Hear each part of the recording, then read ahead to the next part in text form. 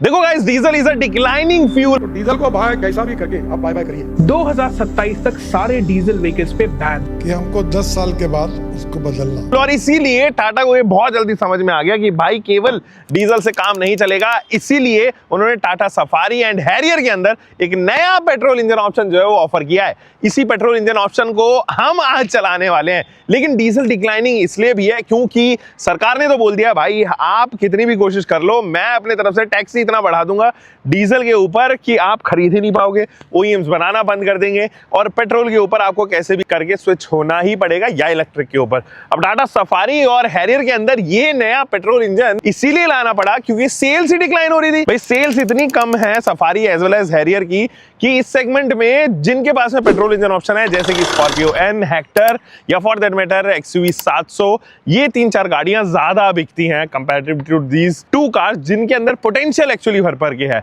सो इस वीडियो में आप एक्सपेक्ट कर सकते हो रियल लाइफ रिव्यू, यानी कि हम पेट्रोल के बारे में बताएंगे, इंजन के बारे में बताएंगे और आपको देंगे सटीक जानकारी। कम विद मी गाइस, इसके अंदर डबल लैच मैकेनिज्म तो नहीं आता है जैसे हमने टाटा सियारा के अंदर देखा है, बट हाँ सिंगल लैच के साथ में प्रोटेक्शन काफी सारी हैं, उनके बारे में बाद में बात कर देंगे। सबसे पहले मैं आपको ये इंजन ऑप्शन दिखा देता हूँ। देखो इस वीडियो, ओहो बहुत गर्म है, यही रीजन है कि सियारा के अंदर वो ज्यादा बेटर परफॉर्म करता है, वो फिनोमिना मुझे ज्यादा बेटर लगा। अब देखो मेरे लिए डिफिकल्ट हो रहा है क्योंकि बहुत गर्मी है। देयर यू गो, बहुत हैवी है भाई ये, बहुत, और यहां से तो बिल्कुल ऐसे भवक रहा है, हाथ लगाना महाभारत है।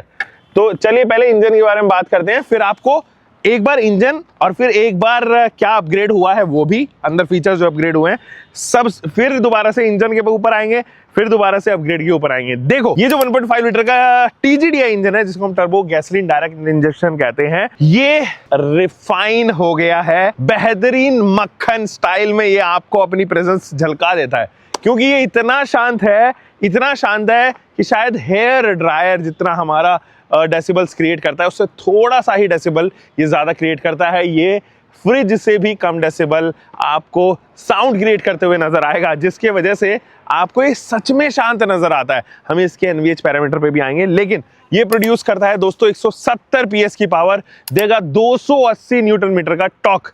हाँ कंपटीशन में ये स्कॉर्पियो एन एंड एक्सयूवी 700 से जरूर थोड़ा सा कमजोर नजर आए, लेकिन हेक्टर जो एक्चुअली 1.5 लीटर के साथ में ही आती है उससे ज्यादा बेटर परफॉर्मेंस भी देता है एंड फ्यूल एफिशिएंसी समथिंग जो अनमैचेबल है across the segment, that is for sure and I can assure you the guarantee. और यही रीजन है कि टाटा ने जो है वो अपनी मार्केटिंग स्ट्रेटेजी में बताया भी है, इंडिया बुक ऑफ रिकॉर्ड्स में आई थिंक 25 किलोमीटर पर लीटर का माइलेज जो है वो इस गाड़ी ने निकाल के दिया है। बहुत रिफाइन हो गया है। कंपेयर करें इसको अगर एक्सयूवी 700 एंड स्कॉर्पियो एन के साथ में तो जरूर पावर फिगर्स में आपको बहुत डिफरेंस नजर आएगा, बट आपको परफॉर्मेंस ऑन डॉक्यूमेंट जरूर लग सकता है कि ये थोड़ा अंडर पावर हो सकती है, बट भाई इन रियलिटी सच में बहुत अच्छा परफॉर्म किया है इस बार टाटा ने and it is a car now that can actually be recommended without any doubt on the mechanical aspects. क्यों ऐसा बोल रहा हूं, आपको सॉफ्टवेयर के बारे में भी अंदर लेके चलता हूं और बताता हूं क्या अपग्रेड आया है। देखो गाइस इसके अंदर ना 2 फीचर्स और आए हैं, that is making sense now. एक स्मार्ट शिफ्ट असिस्ट जो केवल मैनुअल को ऑफर किया गया है एंड एक एडवांस लॉन्च असिस्ट। हालांकि इन टर्म से आप लगभग पहले से वाकिफ हो, ये 2 व्हीलर्स में ज्यादा फेमस थी लॉन्च असिस्ट वगैरह, अब जो है वो सुपर कार्स में आया करते थे या स्पोर्ट्स कार में आया करती थी, अब नॉर्मल कार्स में भी जो है आने लगी। क्या है ये, उसके बारे में भी बात करते हैं। देखो स्मार्ट शिफ्ट असिस्ट में क्या है ना कि ग्रेडेबिलिटी, यानी कि इंक्लिनेशन कितना है, गाड़ी किसी इंक्लाइन पे खड़ी हुई है, आप फॉर एग्जांपल किसी पुल पे जाना चाहते हो, फ्लाईओवर पे जाना चाहते हो या किसी एंगल पे खड़ी हुई है गाड़ी, उसका लोड या गाड़ी के अंदर कितना लोड कितना है, गाड़ी के अंदर कितने लोग बैठे हुए हैं और लगेज कितना है उससे, और साथ ही साथ थ्रॉटल पैडल पे आप कितना एग्रेसिवली प्रेस कर रहे हो, इन तीनों का मेजरमेंट ना सेंसर्स लगाए हैं टाटा ने और इन तीनों का मेजरमेंट वो कैलिब्रेट करते हैं और एआई जो है वो सिग्नल भेजता है इंजन को और वो उसी हिसाब से परफॉर्मेंस एडजस्ट करता है। फॉर एग्जाम्पल एक 20 डिग्री के इंक्लाइन पे गाड़ी खड़ी हुई है, उसको चढ़नी है 20 डिग्री के एंगल पे, ऐसे में क्या है कि जैसे ही वो इंक्लिनेशन आएगा, फॉर एग्जांपल यहाँ पे जो है वो आप इंक्लाइन देखो, जैसे ही यहाँ पर इंक्लिनेशन आएगा वो सेंसर्स एक्टिवेट हो जाएंगे एंड वो ज्यादा परफॉर्मेंस देने के लिए गाड़ी को या इंजन को जो है वो आगे कमांड दे देगा एआई। बस ये है, तो स्मूथली जो है वो चलती हुई चली जाएगी विदाउट एनी हर्डल। जहां पर आपको ज्यादा थ्रॉटल पे करना पड़ता था, देना पड़ता था, वहां पर इंजन अपने आप से जो है वो कैलिब्रेट कर लेगी इस चीज को। दूसरी चीज जो ये एडवांस लॉन्च असिस्ट है, ये जो है वो एक्चुअली 0 से 15 की स्पीड पे काम करता है। ये कम स्पीड पे काम करेगा और जो स्मूथ शिफ्ट है वो जो है वो ज्यादा स्पीड पे काम करेगा। तो फॉर एग्जांपल अभी मैंने यहाँ पे खड़ी कर दी और हिल होल्ड के साथ में भी ये कैलिब्रेटेड है, तो पीछे जो है वो गाड़ी नहीं जाएगी। अब मैं क्या करूँगा, क्योंकि ये सर्टेन एंगल पे है, मैंने इसको पुश किया तो ये देखो इनिशियल आरपीएम से ही पावर जनरेट की इंजन ने, और उसको जो है वो और ट्रांसमिशन ने जो है वो आगे उसको व्हील्स तक ऑफर कर दिया। तो ये क्विकली हुआ, ये प्रोसेस जो है वो उसमें टाइम नहीं लगा, जिससे टर्बो लैग की समस्या भी खत्म हो रही है। और वो लोग जो सिटी में लोअर आरपीएम पे पावर लॉस फील करते हैं ना, उनके लिए भी ये अच्छा सौदा महसूस हो रहा है फिलहाल। देखो ये नई स्क्रीन आई है और ये है 36 सेंटीमीटर के आसपास की स्क्रीन, बहुत बड़ी हो गई है और ये हैरियर ईवी वाली ही स्क्रीन है और इसका नाम जो है सैमसंग नियो QLED से जो है वो सोर्स्ड है। तो जो इस स्क्रीन का फायदा है मैं आपको बता दूं, देखो रेजोल्यूशन वगैरह बहुत इंप्रूव हो गए हैं, टच सेंसिटिविटी बिल्कुल वैसी है जैसे पहले थी, हल्का सा लैग है, बहुत ज्यादा रेस्पॉन्सिव जो है। देखो मैं यहाँ से स्लाइड चेंज कर रहा हूँ, कुछ और सेलेक्ट हो गया, तो ये थोड़ा सा आपको नजर आएगा, हल्का सा लैग जरूर है, but the way Tata has actually build it वो मजेदार है। पीछे से नहीं गर्म इसलिए भी हो रही है क्योंकि ब्लैक वगैरह है और बाहर से धूप वगैरह पड़ रही है, तो स्क्रीन गर्म जरूर होगी आपकी विदाउट एनी डाउट। बट कुछ चीजें हैं जो इसके बारे में मुझे आपसे शेयर करनी। देखो ये जो सेटअप लगाया ना, इसके साथ में 10 JBL के स्पीकर्स हैं, क्या कमाल की ऑडियो क्वालिटी है। तो जो सराउंड क्वालिटी है वो एक्चुअली JBL की है और जो इन्फोटेनमेंट सिस्टम जो टच डिस्प्ले है वो सैमसंग से सोर्स किया गया है। अब देखो इसके साथ में लगने वाले जितने भी कैमराज है ना वो बहुत अच्छे रेजोल्यूशन पे है। मैं फॉर एग्जांपल ये 360 डिग्री कैमरा यहाँ से ऑन कर रहा हूँ, तो मेरे पास में अलग अलग एंगल्स है, मैं इसको 3D पे कर लेता हूँ। और आज भी मैं मतलब खुल के ये बात बोलता हूं कि जो 360 डिग्री कैमरा टाटा ने बनाया ना भाई, गजब का 360 डिग्री कैमरा है। ऐसे 360 डिग्री कैमरा इस सेगमेंट में तो क्या एक्चुअली में किसी सेगमेंट में नहीं है। अगर आप 40-50 लाख तक की गाड़ियों में देख लो नहीं मिलेंगे। मतलब इतना क्रिस्टल क्लियर और इतनी अच्छी तरीके से इंटीग्रेट किया, आपको पता है हर चारों तरफ जो है वो कौन सी चीज रखी हुई है भाई। यहां पर मुझे लगता है कि Hyundai, Kia, for that matter Mahindra को भी टाटा से सीखना चाहिए कैसे 360 डिग्री कैमरा बनाया जाता है। ये चीज हो गई। इसके बाद में इसके अंदर आता है Alexa, home to car and car to home. That means कि दोनों तरफ जो है वो आप कमांड दे सकते हो। Amazon प्राइम है, अगर आपके पास में लॉगिन आईडीज वगैरह हैं, आपके पास में प्रीमियम लिया हुआ है आपने, तो Amazon प्राइम आप यहाँ पर देख सकते हो ऑन स्टैटिक सिचुएशन। एक कैमरा, एक BB रेसिंग 2 नाम का गेम भी इसके अंदर ऑफर हुआ है। आप फॉर एग्जाम्पल किसी का वेट कर रहे हो, आपको टाइम पास करना है, तो ये आप लोड कर लो आराम से और भाई मस्ती से इस गेम को खेलो। ये हालांकि वैसा ही है जैसे स्नेक वाला गेम जो पहले नोकिया के फोन में आया करता था, उस टाइम पर वो भी बहुत अच्छा लगता था। ऐसे इस टाइम पर ये वाला जो गेम है वो भी आपको काफी पसंद आएगा। इसको पहले मैं क्विट कर देता हूँ। डॉल्बी एटमॉस कमाल, मतलब सियारा बेहतरीन लग रही थी डॉल्बी एटमॉस के साथ में, यहां पर भी डॉल्बी एटमॉस जो है वो दे दिया है। Just listen to the sound quality,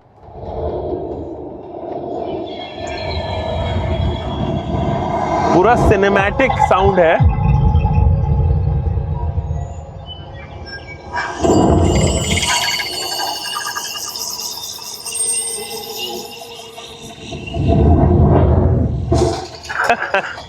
मतलब भाई क्या कमाल की साउंड क्वालिटी है। मुझे नहीं लगता कि इस सेगमेंट में कोई और जो है वो इतना बेहतरीन साउंड क्वालिटी दे रहा है। Hats off to the job done by Tata on the telematics. हाँ, ये थोड़ा गर्म हो जाता है तो बंद जरूर हो जाता है। अभी बंद हो गया था बहुत ज्यादा टाइम के लिए, हालांकि बंद नहीं हुआ। उस चीज पे अगर सॉफ्टवेयर अपग्रेड पे और काम कर लिया जाए तो अनडाउटेडली अनमैचेबल है इस तरीके के टेलीमैटिक्स एक्चुअली में सेगमेंट में लेके आना। अगला जो फीचर है ना, मैं आपकी फैमिली के लिए ये सपोर्ट बनने वाला है, क्योंकि जनरली क्या होती है, वाइफ्स की हाइट जो है वो कम होती है, बच्चे छोटे होते हैं, जब बच्चे बड़े होने लग जाते हैं तो उनकी हाइट पापा से भी ज्यादा हो जाती है। इसीलिए ये मेमोरी फंक्शन जो है वो आपको काम आएगा। बट ये मेमोरी फंक्शन लगभग सभी गाड़ियों में आता है। इसके साथ में पता है क्या आता है, इसके साथ में आता है एडजस्टेबल ORVM। तो टिल्ट करता है ORVM। फॉर एग्जाम्पल पास से दिखाता हूँ, इधर आओ ना। फॉर एग्जाम्पल मेरी हाइट 5 फुट 10 इंच है।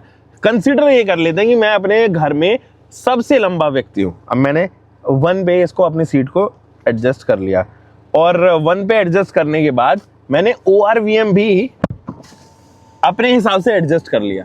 बट ये डेफिनेट है कि मेरी वाइफ इस हिसाब से ORVM नहीं रखेगी और साथ ही साथ सीट भी मेरे हिसाब से नहीं रखेगी। तो अब जो मैंने सेटिंग 1 पे की है ना, उसी हिसाब से ORVM और सीट दोनों ही सेट हो गए हैं। तो जब भी मैं गाड़ी के अंदर आऊंगा और फॉर एग्जांपल मेरी गाड़ी ने वो सेटिंग 2 पे रखी हुई है, अपने हिसाब से ORVM एंड अपने ही हिसाब से सीट्स, तो अब जैसे ही मैं आऊंगा अंदर और ये फॉर एग्जांपल सेकंड पे सेट है और मैंने 1 दबाया, तो जो सीट्स हैं वो भी मेरे हिसाब से एडजस्ट हो गई और जो ORVM है वो भी मेरे हिसाब से एडजस्ट हो गया। और यहीं तक नहीं, और एक फंक्शन और है जो आपको यहाँ पर पसंद आने वाला है। ये ब्लाइंड स्पॉट के लिए है बेसिकली, मुझे बहुत ज्यादा पसंद नहीं है। जैसे ही मैं रिवर्स डालूंगा आप देखना ORVM की डायरेक्शन जो है वो चेंज हो जाएगी। तो ये डायरेक्शन इसलिए चेंज हुई ताकि नीचे का जो ब्लाइंड स्पॉट है ना, जो रिवर्स करते टाइम बनता है, वो ब्लाइंड स्पॉट ना क्रिएट हो, इसलिए नीचे तक चले गए। अब मुझे आदत है ORVMs में जनरली देखने की आगे पीछे गाड़ी किस तरीके से निकल रही है। मैं ORVM से क्योंकि मेरी प्रैक्टिस उससे है, इसलिए आज से मुझे ये वाला फीचर बहुत ज़्यादा अट्रैक्ट एक्चुअली में नहीं कर रहा है। आप इसको डीएक्टिवेट भी कर सकते हो from the infotainment system, vehicle setting में जाकर ये डीएक्टिवेट हो जाता है। जनरली तो ये जो टर्म है वो NVH कहलाती है, noise vibration and harshness, but मैं इसके ऊपर T भी ऐड कर देता हूँ, दैट इज थर्मल। अब थर्मल कंडक्टिविटी के मामले में मुझे लगता है कि अभी भी ज़्यादा बेहतर इंसुलेशन या मैं कहूँ कि ज़्यादा बेटर हीट कन्वेक्शन की जा सकती है, वहाँ पर मिस आउट करा है। क्योंकि यहाँ पे ना ये बहुत गर्म हो जाता है पार्ट, स्पेशली जब आपको इंजन खोलना हो। मैं बहुत ज़्यादा चला भी नहीं हूँ, 20-25 किलोमीटर मुश्किल चलाऊंगा, तो ये वाला जो एरिया है ना, यहाँ पे बहुत गर्म हवा आती है, तो आप इनके लिए खोल पाना थोड़ा सा डिफिकल्ट हो जाता है, ये मुझे फील हुआ। ये जो इंजन है, अब इसके ऊपर नॉइज़, इसकी वाइब्रेशन एंड इसकी हार्शनेस तीनों चेक करते हैं। नॉइज़ का मतलब कितना जो है वो ये नॉइज़ एक्चुअली प्रोड्यूस कर रहा है। तो इसके जो डेसिबल्स हैं वो टाटा ने बताया 37.8 के आसपास है, जो मुझे लगता है कि इंजन बे के अंदर तो नहीं है। ये इंजन बे के अंदर के जो डेसिबल्स हैं वो तकरीबन 70 के आसपास रहे होंगे, लेकिन जो डेसिबल्स अंदर के हैं वो यहाँ पर टाटा ने जो है वो बताए हैं और वो एक्चुअली अच्छे हैं। मैं आपको अंदर भी लेके चलूंगा, लेकिन उससे पहले नॉइज़ के बाद आती है बात वाइब्रेशंस की। तो ये देखो मेरे हाथ में ये पार्शियली फिल्ड वाटर बॉटल है, इसको हम इसके ऊपर रखेंगे। थैंकफुली यहाँ पर जो है वो प्लास्टिक है लगाई है टाटा ने, ताकि अगेन हीट को जो है वो ज़्यादा बचाया जा सके। स्लाइड करेगी,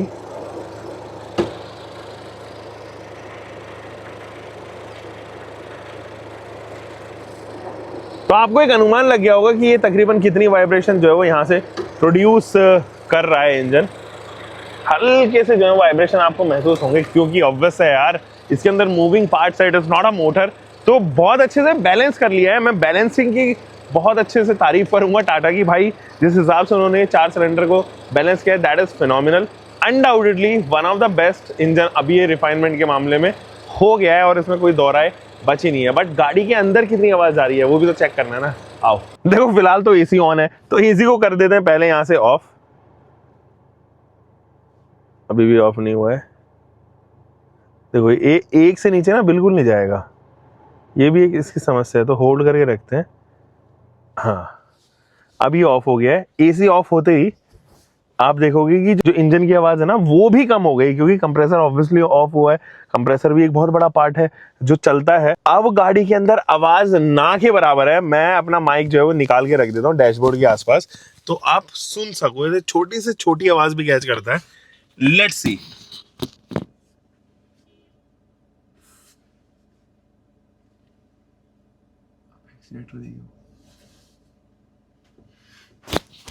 ये जो है कंप्लीट 700 आरपीएम पे अभी फिलहाल ड्राइव कर रही है। इसके आरपीएम्स बढ़ाते हैं जब तक इसकी आवाज अंदर नहीं आ जाती।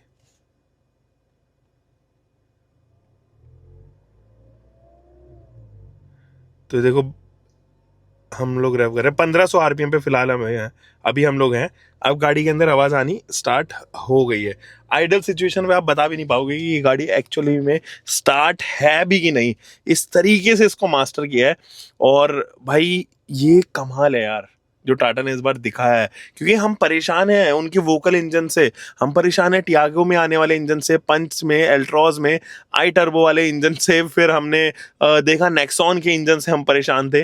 बट जिस तरीके से ये कैलिब्रेशन हुआ है भाई, फिनोमिनल जॉब, मतलब अल्टीमेट काम किया है इस बार टाटा ने, और इस बार मैं थकूंगा नहीं टाटा की तारीफ करते हुए, जहां पर उन्होंने इंप्रेस किया है हमें। गाड़ी के अंदर कहीं पर भी वाइब्रेशन नहीं है, चाहे वो स्टीयरिंग व्हील हो या डैशबोर्ड हो या फिर कहीं और हार्शनेस का तो सवाल पैदा नहीं होता। बहुत स्वीटर एंड पे जो है वो इस इंजन के वोकल्स हैं। हार्शनेस जनरली जो है वो हम 3 सिलेंडर इंजन्स में देखते हैं कि उनकी आवाज़ जो है वो थोड़ी अजीब सी होती है, जो कानों में हल्की सी चुभती है, उसको हार्शनेस कहते हैं। जैसे फॉर दैट मैटर आप रेनो क्विड का इंजन देखो तो उसकी आवाज़ जो है वो एग्रेसिव आवाज़ नहीं है कि ऐसा लगे कि जैसे ही मैं आप थ्रॉटल दे रहे हो तो वो परफॉर्मेंस दे रहा है। एक तो ये है कि जब वो आप थ्रॉटल देते हो तो वो परफॉर्मेंस जो निकाल के देता है उसकी आवाज़ होती है। एक ये होती है कि रिफाइंड नहीं है, अनबैलेंस्ड इंजन है, एक ऐसा इंजन है जो वोकल ज़्यादा प्रोड्यूस करता है, दैट इज हार्शनेस, वो इसके अंदर नहीं है। इनफैक्ट इस आवाज़ से तो आपको प्यार हो जाएगा जैसी आवाज़ प्रोड्यूस कर रही है। तो ये देखो ये फ्रंट का कैमरा है, अब मैं आपको रियर का दिखाता हूँ। इन दोनों पे जो है मैंने मिट्टी लगा दी है। अब इन कैमरे को ना साफ करते हैं। तो सबसे पहले तो ये जो रियर का कैमरा है जिससे जेट निकलती है, ये देखो अभी ये इसको कैसे साफ करेगा। हो गया ना एकदम क्लीन। और अब बारी आती है फ्रंट की। फ्रंट पे अभी भी गंदगी लगी हुई है, तो मैं ये जो वाइपर जब चलाऊंगा वॉशर के साथ तो ये भी क्लीन होगा।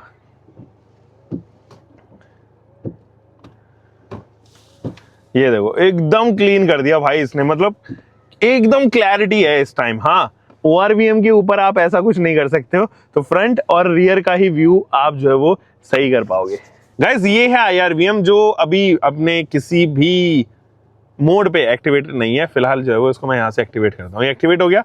अब ये देखो ये जो कैमरा है ना वो एक्चुअली इस्तेमाल कर रहा है पीछे के ORVM से। ये हमने पीछे के शार्क फिन एंटेना में लगे हुए कैमरा से। अब ये जो रियर का IRVM कैमरा है ये हमने देखा था हैरियर EV में, और वहीं से इसको जो है वो कैरी फॉरवर्ड कर दिया गया है। इसके अलग अलग मोड्स हैं, जैसे मैं जूम करना चाहूँ तो मैं इसको जूम भी कर सकता हूँ 1.2 टाइम तक। मैं इसको लॉक करना चाहूँ तो मैं इसको लॉक भी कर सकता हूँ। अगर मुझे फोटो लेनी है पीछे की गाड़ी खड़ी हुई है तो मैं वो भी ले सकता हूँ, और इसको ऑफ भी कर सकता हूँ। इसके बाद में इसका ना 2 एंगल का मोड है, जैसे ये फ्रंट वाला एंगल है अगर मुझे फ्रंट का देखना है, और इसके बाद ये 2 एंगल का मोड है जिसमें फ्रंट में भी दिख रहा है और रियर में भी दिख रहा है। वो जो मोटरसाइकिल है देखो इसमें आते हुए दिखाई दे रही है, और ये पीछे की जो गाड़ी है वो मैंने आपको फिलहाल दिखाई ही थी। तो ये 2 कैमरे मोड्स मुझे काफ़ी पसंद आए। अब ये ना एक्चुअली दिन में आपको थोड़ा परेशान करेगा, दिन में लगेगा कि यार क्या स्क्रीन वगैरह देखना, मुझे आदत एक्चुअली उसी की पड़ी हुई है, तो मुझे ऐसा थोड़ा सा फील हो रहा है। जब मैं इसको दिन में चलाऊंगा तो मैं इसको ऑफ कर दूंगा, लेकिन ये रात में बहुत खूबसूरत है।